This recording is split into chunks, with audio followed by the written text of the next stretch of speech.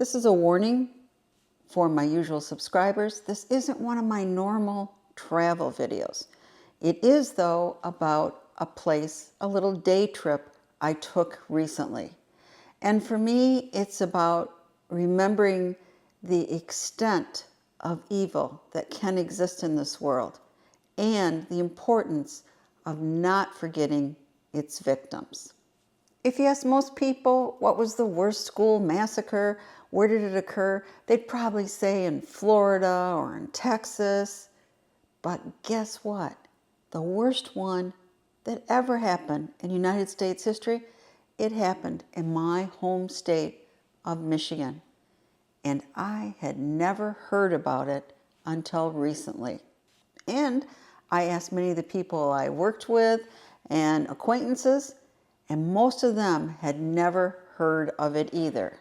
And I think the story needs to be told and remembered. So I recently visited Bath, Michigan. It's still a small town. At the time of the school event, it was only a town of about 300 people.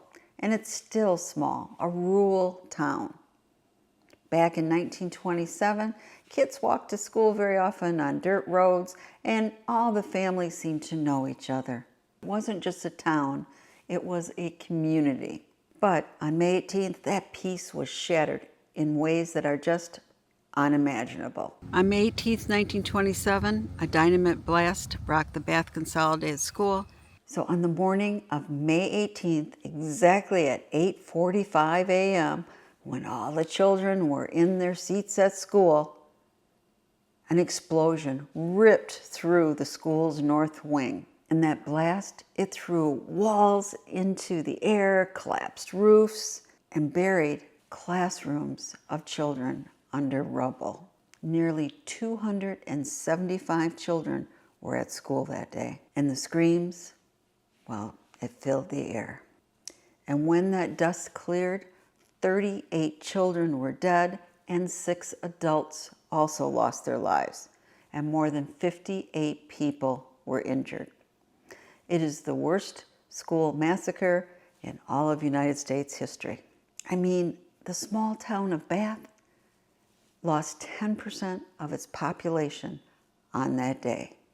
Every family was touched by tragedy. I'm not going to describe the horrendous scenes of mutilated children or grieving parents having to dig their child out of the school rubble. If you did want to know more, I recommend this book. It is called The Bath Massacre, America's First School Bombing by Arnie Bernstein. It really goes into detail. It covers the heartbreaking depth. An inquest concluded that dynamite had been planted in the basement of the school by Andrew Kehoe. Now, Andrew Kehoe, he wasn't necessarily your stereotypical monster. He would wear full suits with even a tie on his tractor when he was working his farm, and he made sure that not a hair was out of place. He volunteered for the school board and was the school treasurer and kept impeccable books. There wasn't a penny out of place. And people said outwardly he seemed polite and you could depend on him.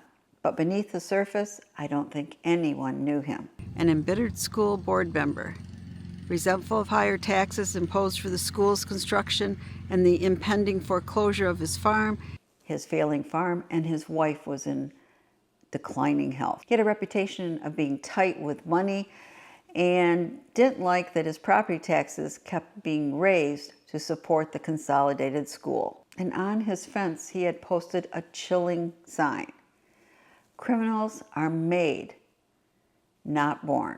So it seems like he was blaming the community for the actions that he was going to take. But you know, his life was kind of a mystery, and we don't have a manifesto to know what he really believed. In the book, it did say that he had had a bad head injury that left him in a coma for a couple weeks when he was younger, and then he had had another head injury later on.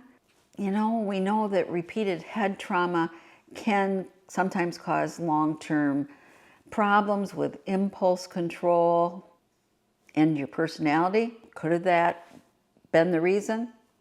We'll never know.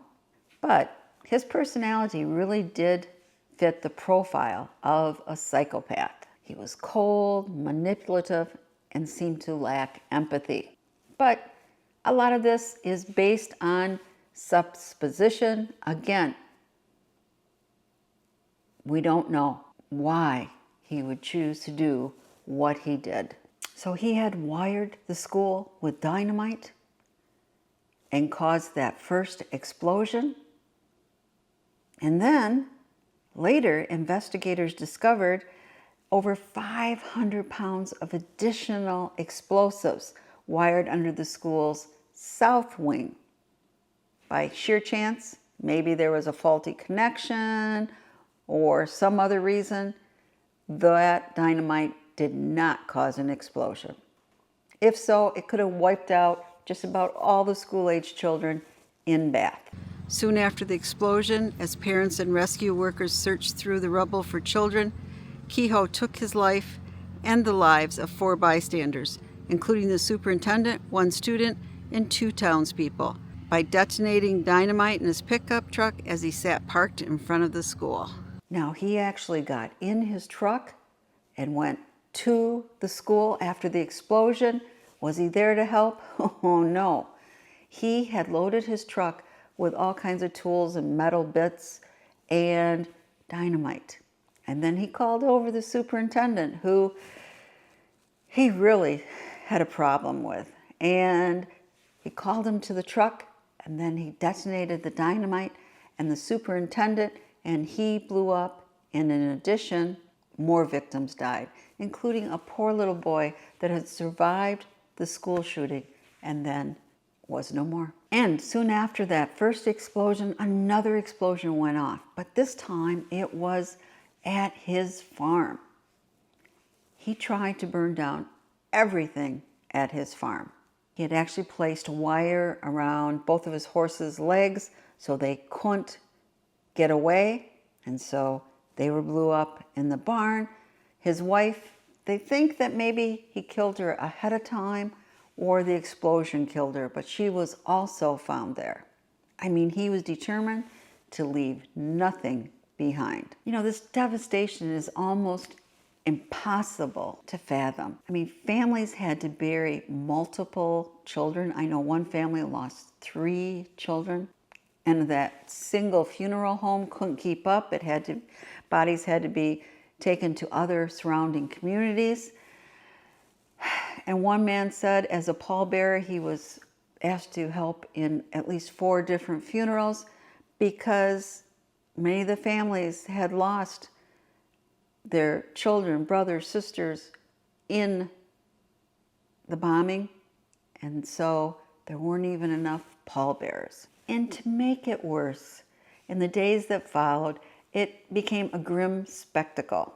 Over 85,000 vehicles passed through that little town of Bath, these morbid people wanting to see where the bombing occurred. And because of that, often it was hard to even get to the cemetery and for the families to actually grieve. Newspapers across the nation was carrying these headlines of what happened, and it was definitely the hot event. But then 2 days later, Charles Lindbergh, another Michigander, got in his plane and began his historic flight. And that was the next story. And so people were starting to forget Bath. But for the families there, the grief never left. But Bath didn't collapse. The community, broken as it was, found a way to endure. I think neighbors helped neighbors. Michigan Governor Fred Green created the Bath Relief Fund, and people from across the country expressed their sympathies and offered financial support.